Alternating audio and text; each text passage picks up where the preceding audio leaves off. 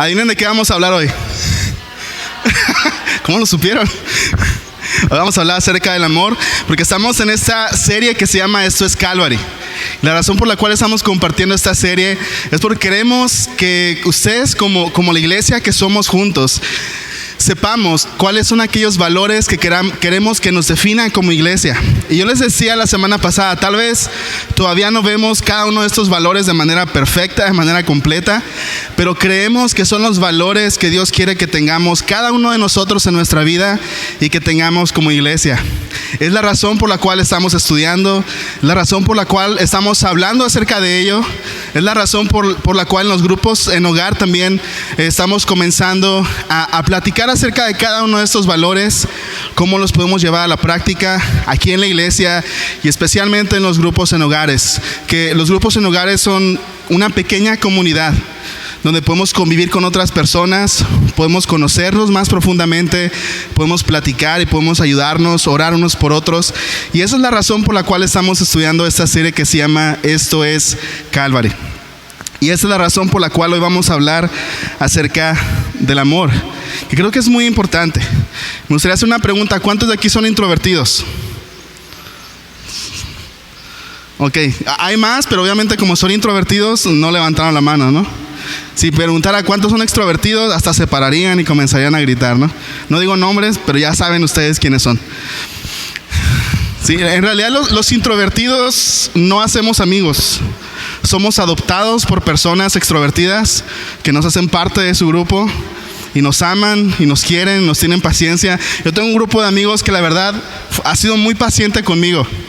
Ellos me conocen, saben que soy introvertido y han aprendido a conocerme. Entonces ya saben que cuando paso unas 2 o 3 horas con ellos, ya saben que estoy cansado. Mentalmente estoy deshecho. Y ya dicen, ok, mejor vámonos porque ya Néstor ya tiene que ir a su casa, ¿no? A estar solo. Y mi hermana ahí, ¿no? Que me delata. Sí, vamos a hablar acerca del amor porque es bien importante. Es algo bien complejo y es algo muy importante. Es un concepto que es muy diferente en cada cultura y creo que es importante que podamos aprender qué dice la Biblia que significa el amor y de qué se trata el amor. Dios me ha dado, por alguna razón, me ha dado un grupo de adolescentes un poco dramático. Así que no voy a decir nombres tampoco, pero en ciertas ocasiones el tema del amor, el tema de las relaciones ha sido como que muy recurrente. Entonces hemos hablado mucho al respecto. Entonces si quieren saber más acerca del amor, acérquense a los adolescentes, ellos les van a poder explicar un poquito más acerca de lo que hemos hablado. Primero tenemos obviamente que definir qué es el amor. Y estaba buscando una definición general de qué es el amor y dice así: el amor es un sentimiento intenso de afecto y atracción hacia una persona. O por lo menos esa es la idea que muchos tienen. Es un sentimiento de afecto y atracción hacia una persona. Pero yo quiero proponerles una definición diferente. Una definición que creo que es lo que aprendemos acerca de Dios. Y es esta definición: amor es una buena voluntad inquebrantable. Amor es una buena voluntad inquebrantable. Y poco a poco vamos a ir desglosando esta definición, vamos a ir aprendiendo qué significa y qué implica para nosotros. El concepto que tenemos de amor, por lo general, tiene que ver mucho con sentimientos, ¿sí o no? Tiene que ver con sentir. Decimos que amamos a alguien cuando sentimos algo por esa persona y cosas buenas, deseos buenos. Pero el concepto, la definición que yo creo que encontramos en la Biblia y en el ejemplo del amor de Dios es un amor que mucho más que tener que ver con sentimientos, tiene que ver con voluntad, tiene que ver con decisión y es muy diferente. Y los invito a pensar conmigo por un momento. Vamos a razonar un poquito acerca de estas dos definiciones. Primero, si el amor es un sentimiento, ¿quién es responsable de producirlo en nosotros? Si el amor es un sentimiento, ¿quién es responsable de producirlo? ¿La otra persona, sí o no? ¿O las circunstancias? Para poder sentir, porque los sentimientos son cambiantes, son volubles. Entonces, si el amor es un sentimiento, no es producido por mí, es producido por otro. Pero si el amor tiene que ver con voluntad, ¿de quién es la responsabilidad producirlo? Mía. Si el amor es una decisión, es mi responsabilidad. Y esto va acorde con lo que la Biblia nos enseña, porque Jesús dijo, ama al Señor tu Dios y ama a tu prójimo como a ti mismo. Y podemos preguntarnos, bueno, ¿cómo Jesús nos puede mandar? Porque es un mandamiento. Mandar que amemos si el amor es un sentimiento. Si el amor es un sentimiento, no tiene sentido que Jesús nos hubiera mandado a amar. Pero si el amor tiene que ver con voluntad, si el amor tiene que ver con decisión, entonces tiene mucho sentido que Jesús nos haya mandado amar a Dios y a otras personas. Entonces, obviamente sé que el concepto que todos tenemos tiene que ver mucho con sentimientos. Más adelante lo vamos a ver.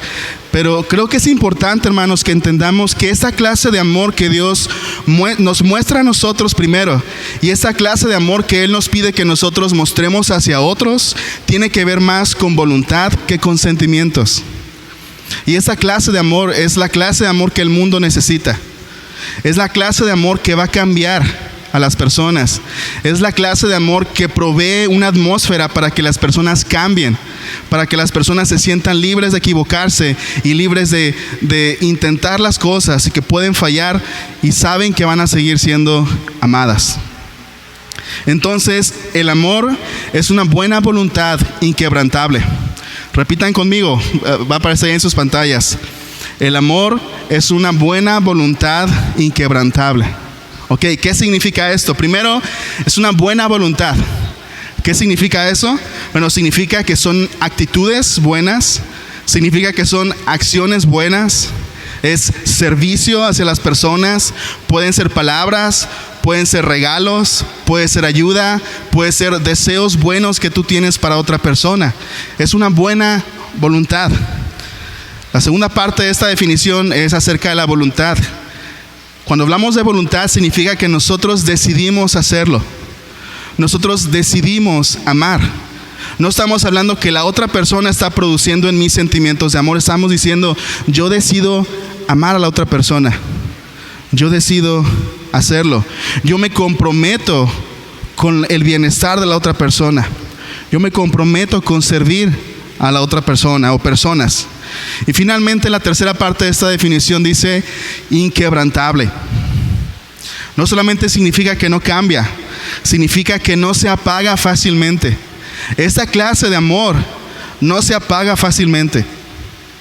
Es inquebrantable y no cambia fácilmente, sino que persevera, permanece aún en medio de las dificultades. Así que si hablamos acerca de este amor inquebrantable, en esta mañana quiero hablarles de 3 cosas ante las cuales nuestro amor debe ser inquebrantable. Y 3 cosas que debemos saber que el amor de Dios es inquebrantable hacia nosotros. Porque la manera en la que nosotros aprendemos a amar de esta forma es primero siendo amados de esta forma. La Biblia dice que nosotros le amamos a Él, amamos a Dios porque Él nos amó primero. Y eso es bien importante. Personas que no son amadas de esta manera no pueden amar de esta manera. ¿Sí? Entonces vamos a ir viendo poco a poco. ¿Ante qué cosas este amor debe mantenerse inquebrantable? Primera cosa, el amor debe mantenerse inquebrantable ante las debilidades de otros. El amor debe mantenerse inquebrantable ante las debilidades de otros. Y vamos a leer 1 Corintios capítulo 13. Vamos a estar leyendo este pasaje y algunos otros también. 1 Corintios capítulo 13. Versículos del 4 al 5. Para hablarles un poco acerca del contexto de estos versículos. Había una iglesia en la ciudad de Corinto. Y las personas en esta iglesia estaban comenzando a buscar aquellos dones espirituales que eran mejores, según su definición, o que eran más vistosos. Entonces estaban deseando tener habilidades dadas por el Espíritu que eran en cierta forma mejores que otras. Y Pablo comienza a hablar acerca del amor. Comienza a hablar del amor como algo mucho más importante que los dones espirituales, o como algo sobre lo cual los dones espirituales deben basarse. Y en los versículos 4 y 5, Pablo comienza a darnos la definición del amor. Y es bien importante, es bien interesante. 1 Corintios 13, del 4 al 5 dice así: El amor es paciente y bondadoso. El amor no es celoso, ni fanfarrón, ni orgulloso, ni ofensivo. No exige que las cosas se hagan a su manera. No se irrita, ni lleva un registro de las ofensas recibidas. Entonces el amor necesita mantenerse inquebrantable ante las debilidades de otros. Y es muy difícil, ¿sí o no? Es difícil. Hay personas en nuestra vida que nosotros consideramos, estas personas son fáciles de amar. Y luego hay otra categoría de personas que son difíciles de amar. Y hay incluso otra categoría de personas a las que somos indiferentes. Y esas personas también necesitan el amor que nosotros podemos dar. La razón por la cual el amor necesita mantenerse inquebrantable ante las debilidades de otros es que nadie es perfecto. Es que las personas fallan. Todos cometemos pecados, todos cometemos errores. Y aún más, las personas no solamente fallan, sino que fallan y muchas veces te afecta a ti. No solamente las personas pecan, sino que a veces pecan en contra de ti. Y es muy difícil cuando el amor tiene que mantenerse inquebrantable ante esas circunstancias, ante esas debilidades de otras personas. ¿A cuántos alguien les ha fallado? El amor tiene que mantenerse inquebrantable ante las debilidades de otros. Muchas veces las personas tal vez no van a inspirar sentimientos de amor en nuestro corazón, pero recuerden que el mandamiento, Jesús nos dijo amen a su prójimo. Jesús no dijo, hagan que su prójimo despierte en ustedes sensaciones de amor. Eso no dijo. Dijo, amen a su prójimo. Y el mejor ejemplo que tenemos del amor de Dios, o la mejor motivación que nosotros tenemos para amar de esta forma, es el amor que ya hemos recibido. Porque cuando tú has recibido esa clase de amor, estás dispuesto a darle a otra persona.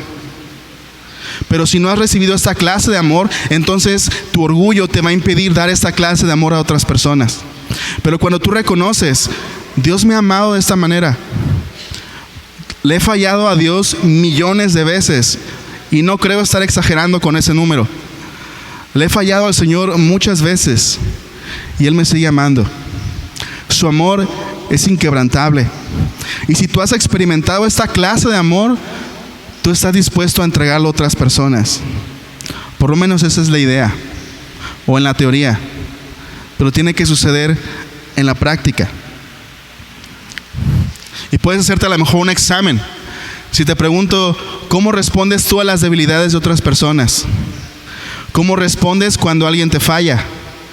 ¿Cómo respondes cuando alguien hace algo en tu contra? ¿Cómo respondes cuando alguien te apuñala por la espalda? ¿Cuál es tu respuesta automática? Porque todos tenemos una respuesta automática, no todos respondemos de la misma manera. Pero ¿cuál es tu respuesta automática ante los errores de otras personas? ¿Somos pacientes con otras personas? ¿Somos pacientes así como Dios ha sido paciente con nosotros? Una pregunta, y esta es un poquito todavía más específica. ¿Esperas siempre lo mejor de las personas? ¿Esperas siempre lo mejor de las personas? ¿O eres una de esas personas que siempre asume que los demás le van a fallar? Que siempre asume que los demás lo van a lastimar. Eso no es tener paciencia. Porque cuando estás esperando siempre lo peor de otras personas, estás viviendo con un sentimiento o con una actitud de sospecha. Que siempre sospechas que los demás van a hacer algo en tu contra, que te van a lastimar, que van a fallar. Y no puedes tener una relación con una persona de la cual siempre tienes esa actitud de sospecha. ¿Cómo respondes a las debilidades de otras personas? ¿Les das oportunidades a las personas? ¿Qué tan bueno eres para perdonar? ¿Qué tan dispuesto estás cuando sientes que la relación se fracturó por el error de otra persona? ¿Qué tan dispuesto estás a hablar acerca de las circunstancias? ¿Y qué tan dispuesto estás a perdonar, a ofrecer perdón y a recibir perdón? Y no me refiero a un perdón superficial, me refiero a un perdón real. En el versículo Pablo nos dice, el amor no lleva un registro de las faltas recibidas. ¿Cuántos tienen a lo mejor ahí en un cuaderno todos los errores o todas las veces que su pareja les ha fallado, con fecha y hora, ¿no? ¿Cuántos tienen ahí los screenshots a lo mejor de algo que descubrieron? ¿No? Ahora ya hasta eso se usa, ¿no? El amor no lleva un registro de las ofensas recibidas. Cuando tú perdonas, cuando tú eres una persona con esa clase de amor y cuando tú perdonas, ese perdón significa que lo que perdonaste ya nunca más lo vas a utilizar en contra de la persona. Eso que perdonaste ya nunca más lo vas a traer a la luz y ya no lo vas a usar en contra de la persona, porque así es el amor de Dios. Cuando Dios nos perdona, dice que nuestros pecados son echados al fondo del mar, que ya no los va a recordar. Y no es que Dios tenga amnesia, significa que Dios ya no va a usar los pecados perdonados en nuestra contra. Eso es perdón, eso es amor.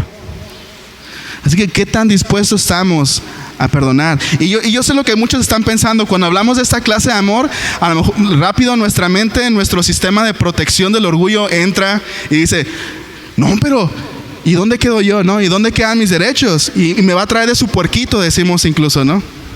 ¿Qué va a pasar con todo eso? Ahorita vamos a hablar de ciertas situaciones, pero ¿a poco no? Cuando comenzamos a hablar de esa clase de amor, cuando comenzamos a hablar de ser pacientes con las debilidades de otras personas, ¿a poco no nuestra principal naturaleza tiene este mecanismo de defensa que comenzamos a pensar en nosotros, sí o no? Comenzamos a tratar de protegernos. ¿Y dónde están mis derechos? Pero esto que me hizo, ¿quién lo va a pagar? Pero ¿y qué va a pasar? Y comenzamos a sacar muchas excusas. Pero una vez más, pensemos en el amor de Dios. Cómo Dios nos ama y cómo Dios nos ha perdonado. Y quiero llevarlos a Romanos capítulo 5, versículos del 6 al 8. Romanos capítulo 5, versículos del 6 al 8. Y quiero que veamos este versículo y que mientras lo leemos estemos enfocados en ver cómo Dios nos ama y las características del amor de Dios para nosotros, y que lo veamos como un ejemplo de lo que nosotros también debemos hacer. Romanos 5 del 6 al 8 dice así: cuando éramos totalmente incapaces de salvarnos, en la versión Reina Valera dice cuando aún éramos débiles, dice Cristo vino en el momento preciso y murió por nosotros los pecadores. Ahora bien, y fíjense el razonamiento que comienza a hacer Pablo. Ahora bien, dice, ¿a poco no? Dice Pablo, casi nadie se ofrecería a morir por una persona honrada. Aunque tal vez, dice Pablo, alguien podría estar dispuesto a dar su vida por una persona extraordinariamente buena, es decir, por una persona fácil de amar. Pero Dios, y esas son dos palabras sumamente importantes en la Biblia. Cada vez que veas estas dos palabras, puedes subrayar lo que sigue. Pero Dios mostró el gran amor que nos tiene al enviar a Cristo a morir por nosotros cuando todavía éramos pecadores. Cuando todavía éramos pecadores. Dice Pablo, nadie a lo mejor quiere morir o dar su vida por una persona honrada. A lo mejor, dice Pablo, alguien estaría dispuesto a dar su vida por una persona extremadamente buena. Pero dice Pablo, pero Dios nos amó y envió a Jesús a morir cuando aún éramos pecadores. Para nosotros eso fue hace poco más de 2000 años. Antes de que nosotros pudiéramos demostrarle a Dios que éramos dignos de su amor, que no lo somos, antes de que nosotros pudiéramos mostrar alguna evidencia de arrepentimiento, hace 2000 años, Dios ya había enviado a su Hijo a morir para poder perdonarnos, cuando aún éramos pecadores. Porque a veces para perdonar decimos, no, es que quiero ver que la otra persona haga esto. O quiero que la otra persona tiene que dar una muestra de algo. Pero Dios estuvo dispuesto a perdonar cuando aún éramos débiles. Y esa palabra débiles que la Reina Valera tiene significa eso, cuando no podíamos hacer nada para salvarnos, cuando no podíamos hacer nada para restaurar esa relación, Cristo murió por nosotros. Ese es el ejemplo del amor de Dios. Y esta clase de amor Esta clase de amor que vemos ejemplificado en Dios es la clase de amor que comienza una relación, es la clase de amor que mantiene una relación y es la clase de amor que restaura una relación cuando se rompe, cuando se fractura. Esa es la clase de amor que el mundo necesita. Esa es la clase de amor que Dios nos muestra. Y déjenme decirles, hermanos, si Dios no nos amara de esta manera, estaríamos perdidos. Si Dios no nos amara de esta manera, con esa fidelidad, estaríamos totalmente perdidos. Creo que no traigo el versículo aquí, pero vamos a buscarlo en Deuteronomio capítulo 7.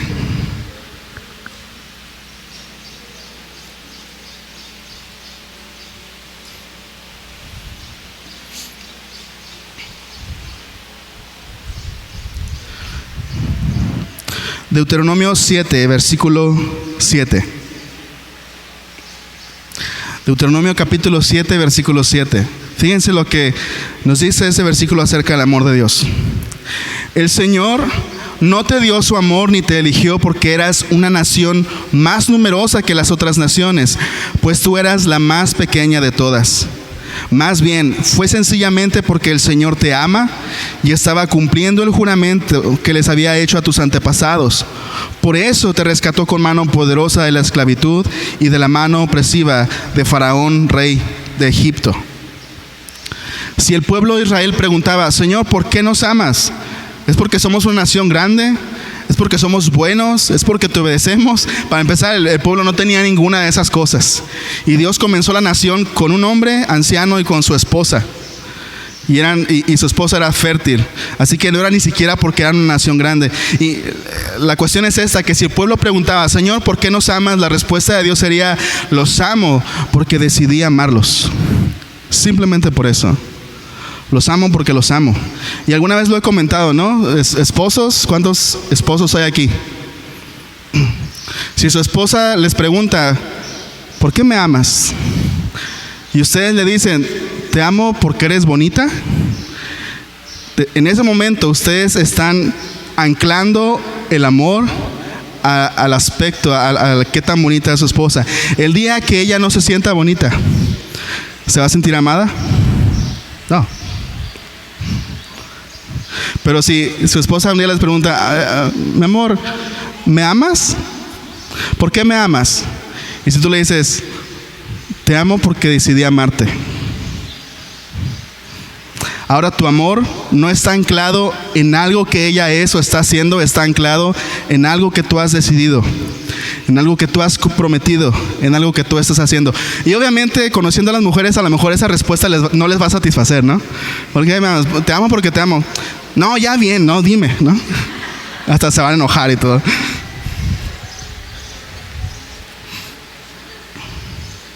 Y es interesante porque a veces hacemos esta pregunta a Dios, ¿no? ¿Por qué me amas? O queremos saber por qué Dios nos ama y queremos que Él nos diga algo. Si Dios nos dice, te amo porque decidí amarte, si lo comprendemos bien, obviamente eso nos libera y nos da paz.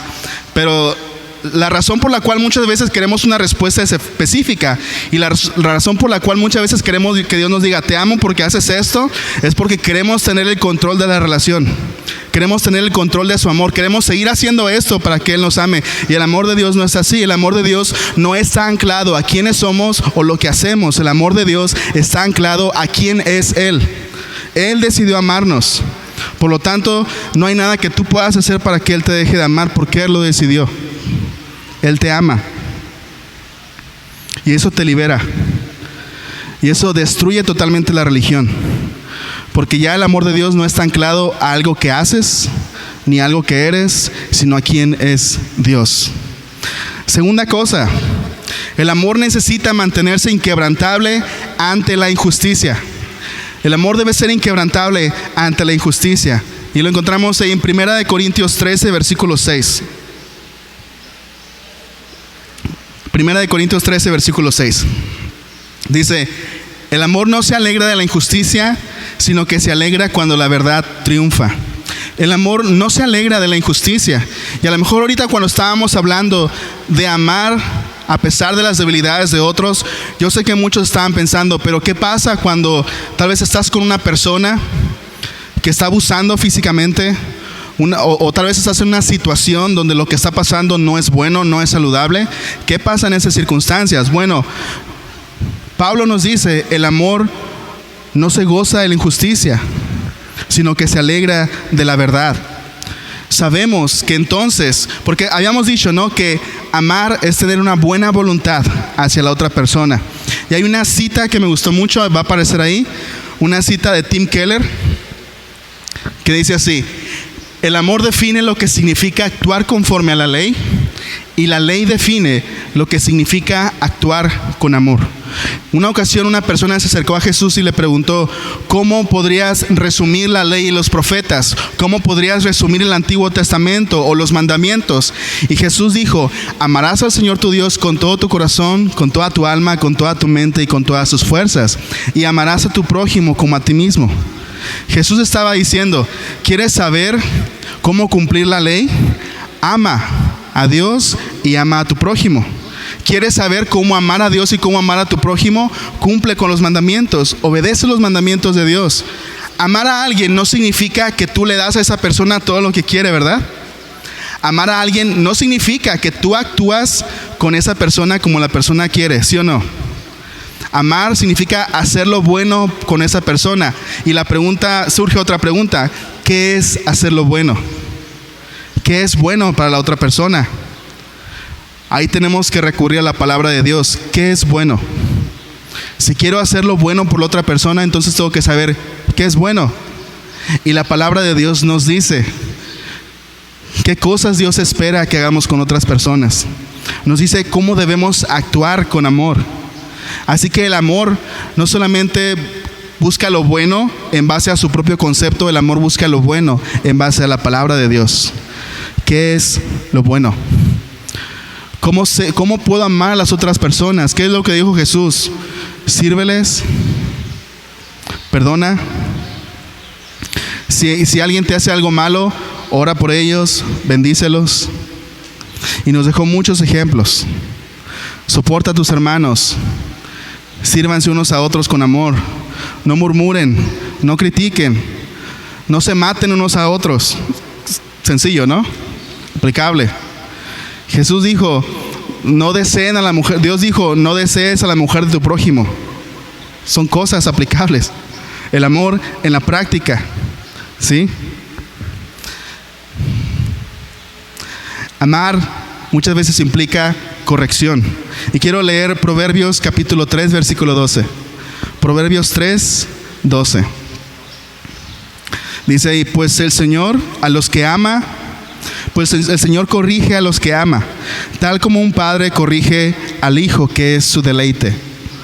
El amor implica corrección.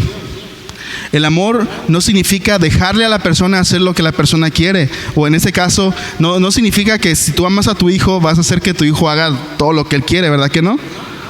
A veces los niños quieren jugar fútbol en medio de la Forjadores. Si tú los dejas, no los estás amando, ¿verdad? Entonces el amor implica corrección. Puedes amar a una persona, pero no amar lo que hace. Puedes amar a una persona, pero no amar lo que hace. ¿Por qué? A lo mejor porque es pecado. A lo mejor porque lo que está haciendo está dañando a la persona. A lo mejor porque está dañando a otra persona. O porque no la va a llevar a cumplir el propósito que Dios tiene para esa persona. Entonces, amar muchas veces significa corregir la injusticia. Amar muchas veces significa ir con tu amigo y decirle: ¿sabes qué? Veo que comenzaste una nueva relación y la verdad creo que no te está ayudando. Creo que esa persona no te está haciendo bien. A lo mejor tu amigo no te va a escuchar, pero cuando tú amas a una persona, tú tienes el derecho y la responsabilidad de ir y corregirlo, o por lo menos decirle, por lo menos animarlo a darse cuenta de lo que está haciendo. ¿Cuántos tienen amigos así? ¿Cuántos tienen una persona que tú sabes que si estuvieras tomando malas decisiones, esa persona vendría y te diría: ¿sabes qué? Creo que no estás tomando buenas decisiones. Mira lo que dice la palabra de Dios. Mira lo que tú puedes hacer para cambiar esa situación. ¿Cuántos tienen personas así? ¿Cuántos, no levanten la mano, pero cuántos somos personas a las que podemos ser de esta manera, que amamos de tal manera que sentimos este valor o esta confianza de ir con otros y ayudarlos.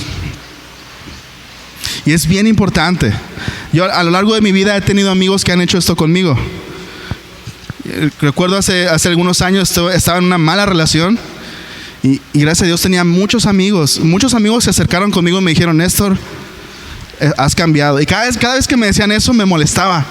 Así como que yo sabía que era cierto, pero no quería que me lo dijeran. Y en ese momento yo lo veía así como: qué enfadoso, qué molesto. Pero ellos no lo estaban haciendo por ellos, lo estaban haciendo por mí. Y tenían razón. Y déjame decirte, el que ames a una persona y que tú vayas y que tú le digas, no significa que esa persona siempre te va a recibir. A lo mejor no te va a recibir. A lo mejor también va a decir: qué enfadoso. A lo mejor te va a dejar de hablar. A lo mejor, como sabe lo que le estás diciendo, a lo mejor va a comenzar a evitarte. Pero es parte del amor. Es parte de ayudarnos, es parte de preocuparnos unos por otros. Es parte de ser una comunidad, es parte de ser una familia. Tenemos que hacerlo. Una vez estaba platicando con mi abuelita, y me dio, creo, la más grande lección de vida en ese momento. Ella ni siquiera se dio cuenta, pero me dijo: nunca dejes de insistirle a una persona. Nunca dejes de decirle lo que dice la palabra de Dios. Aunque te eviten. Y ella tuvo que sufrir eso. Ella tuvo que sufrir que una persona a la que ella amaba ya no fuera a su casa, porque sabía que cada vez que fuera a su casa ella le iba a estar diciendo: cambia, no te está ayudando, no te está haciendo bien. Y eso hace el amor. Eso hace el amor. No se alegra de la injusticia, se alegra cuando la verdad triunfa. Y eso es bien, bien importante. Tercer cosa, el amor necesita mantenerse inquebrantable ante las circunstancias. El amor necesita mantenerse inquebrantable ante las circunstancias. Primera de Corintios capítulo 13 versículo 7. Primera de Corintios 13, 7. Dice Pablo: esta clase de amor nunca se da por vencido, jamás pierde la fe, siempre tiene esperanzas y se mantiene firme en toda circunstancia. Y hay una cosa que este versículo asume: que pasaremos circunstancias difíciles, que habrá momentos de que el amor pareciera no ser la respuesta, que habrá momentos en que amar a alguien será lo más difícil que vayamos a hacer en la vida, será el reto más complicado y será la respuesta menos obvia, porque pasaremos por circunstancias difíciles, porque como cristianos entendemos que vivimos en un mundo contaminado por el pecado. Vivimos en un mundo manchado por el pecado. Significa que hay enfermedades, significa que hay cambios políticos y económicos, significa que hay violencia, que hay corrupción, significa que hay desigualdad, que hay diferencias sociales. Vivimos en un mundo donde el amor no es natural.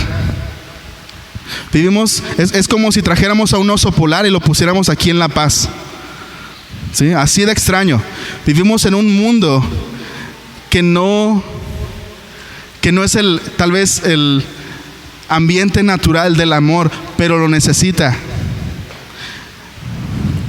Vamos a pasar por circunstancias difíciles. Tal vez estas circunstancias no son producidas directamente por las personas a las que amamos, son circunstancias sociales. Son cosas que vemos en nuestra ciudad, tal vez la corrupción, la pobreza, la drogadicción. ¿Cómo funciona el sistema político, el sistema económico? ¿Cómo funciona la corrupción, la mafia? No la mafia del poder, sino todo lo demás. Vivimos en un mundo donde las situaciones requieren amor, y una clase de amor que sea inquebrantable.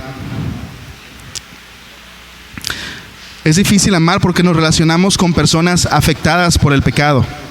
Todos nosotros hemos sido afectados por el pecado, por nuestro propio pecado y por el pecado que otras personas han cometido con nosotros.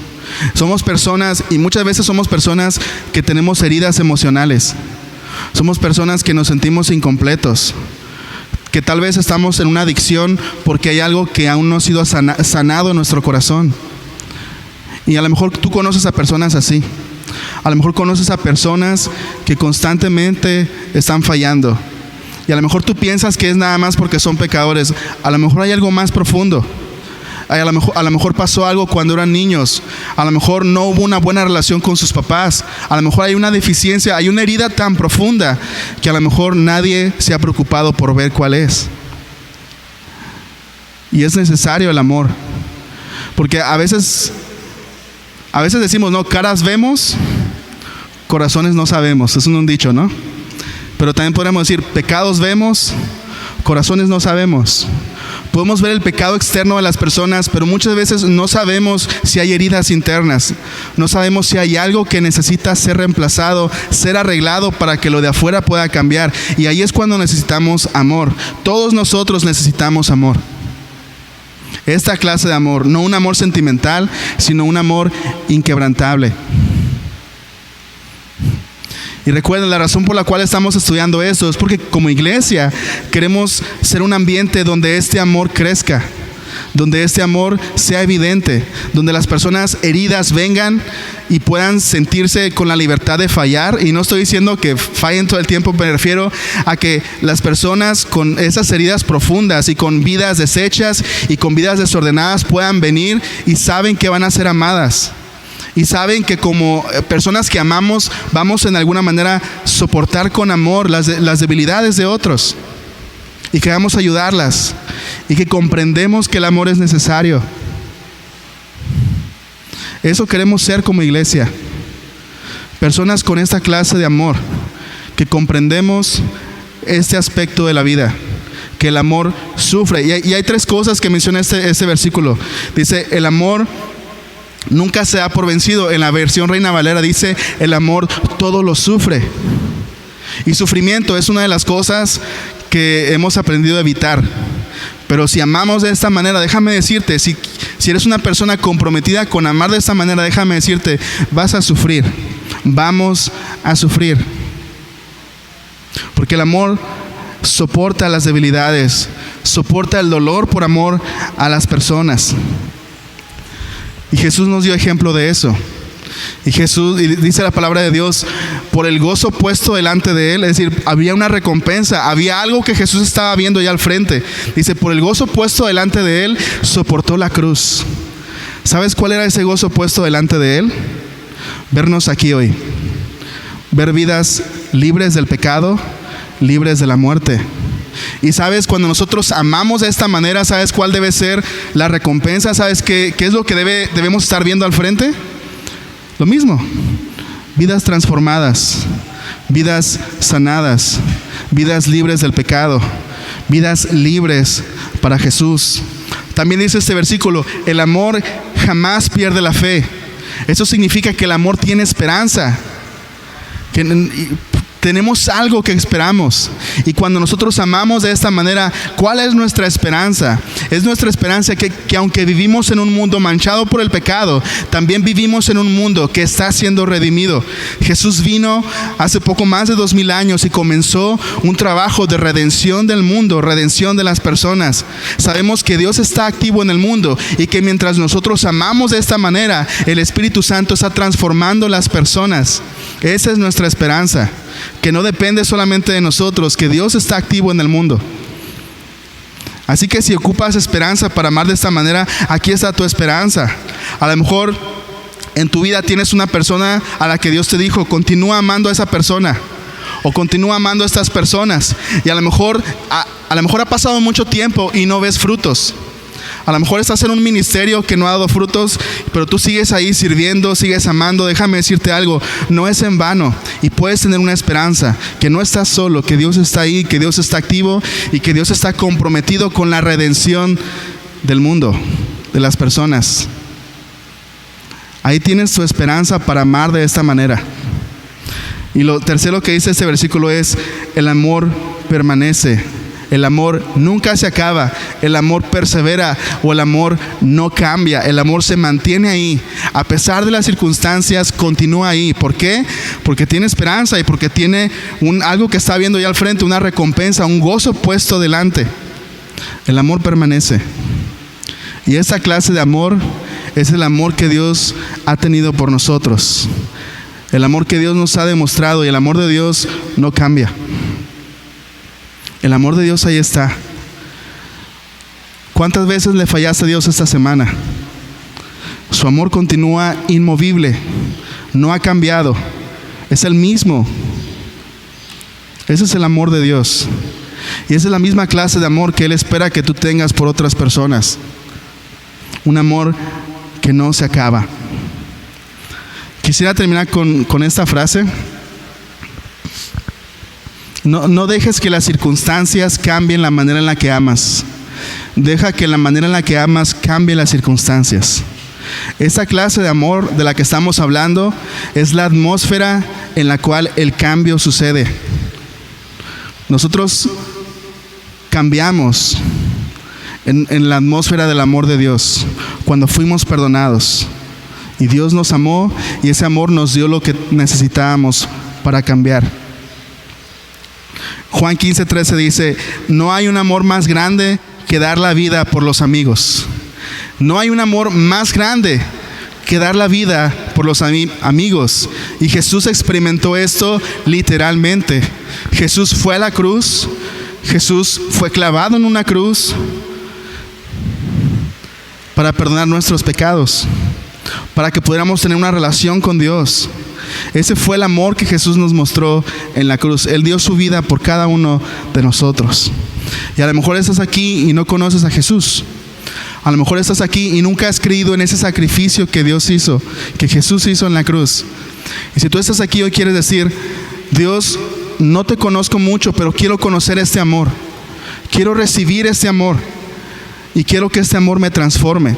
Si estás aquí hoy y nunca has tomado la decisión de creer en Jesús y de seguir a Jesús, yo te hago la invitación hoy. ¿Alguien quiere recibir a Jesús en su corazón? ¿Alguien quiere recibir este amor? ¿Alguien quiere decir: quiero que tú seas mi Salvador? Quiero conocer este amor que tú tienes para mí. ¿Hay alguien aquí que quiera tomar esta decisión?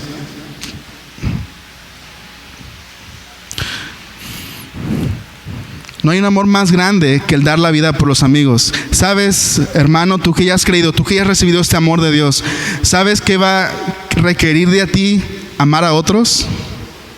Tu vida. No hay amor más grande que dar la vida por tus amigos.